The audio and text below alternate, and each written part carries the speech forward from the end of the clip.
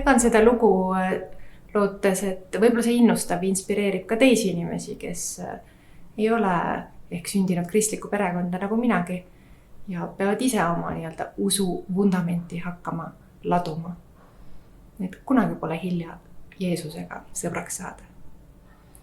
Nagu ma juba mainisin, siis olen sündinud mittekristlikus peres ja minu vanemate jaoks nagu kõige olulisem väärtus oli akadeemiline haridus ja selle eest ma olen neile väga tänulik. Kuid minu jaoks jäi meie kodus puudu hingelisest haridusest. Ja see puudus on nagu sellise augu minu südamesse minga kasvatanud ja igatsus millegi sügavama järgi on minus kogu aeg olnud. Usust leevenduse otsimine ei tulnud minu puhul kõne allagi, sest sellise usuliste otsingute jaoks ei olnud mul selliseid inimesi ega keskkonda minu ümber, mis oleks mind aidanud.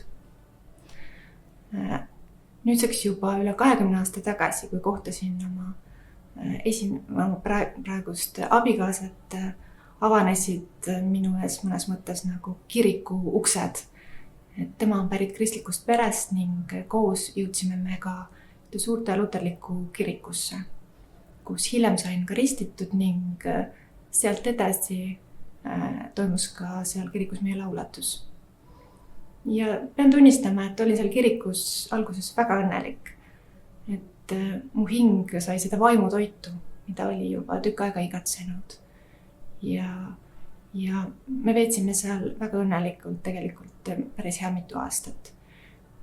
Kuid aja jooksul hakkas minu hinge pugema mingi rahulolematus ja selleks oli väga palju erinevaid põhjusi. Kuid tagantjärgi saan aru, et võib-olla kõige suuremaks põhjuseks oli minu enda vaimne ebaküpsus.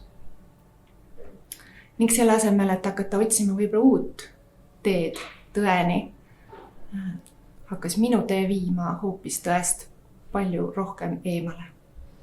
Nagu me teame, siis saatan tegutseb samuti kogu aeg ja pidevalt ning mind tõmbas väga tugevalt sellisesse võltsvaimsuse või võltsspirituaalsuse maailma.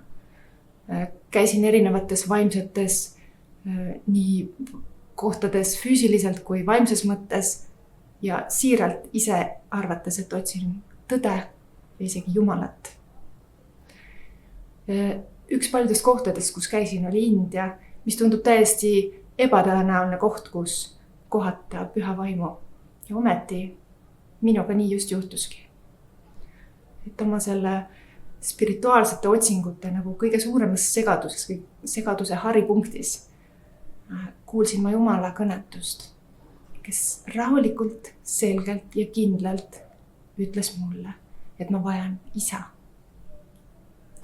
Ta ütles seda korduvalt ja korduvalt ja korduvalt, et isegi mina aru lõpuks hakkasin saama, kes minuga kõneleb. Sellele järgnes muidugi palju erinevaid sisemisi protsesse, millest kõigest ei jõua rääkida. Aga minu jaoks üheks väga oluliseks muutuseks oli see, et selline tühjus ja see igatsuse tunne, mis mind kogu elu kogu aeg saatis, oli kadunud. Et tühjuse oli täitnud püha vaim. Ka sealt edasi veel tegelikult ei jõudnud me abikaasaga kuskile kogukonda, kuigi me seda väga igatsesime ja selle nimel ka palves olime. Aga selleks ajaks olin juba rahu teinud ja usaldasin Jumala plaani ja tema ajastust, sest õigel ajal õiged inimesed pidid meie ellu nagu nii tulema.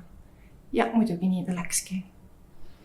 Et ainult tänu Jumala armule ja tema targale juhtimisele, et saan mina nautida nagu praegu seda kohta, et mul on vaimulik kodu ja rahu hinges ning olen selle eest igale 3D koguduse liikmele väga tänulik ja eelkõige muidugi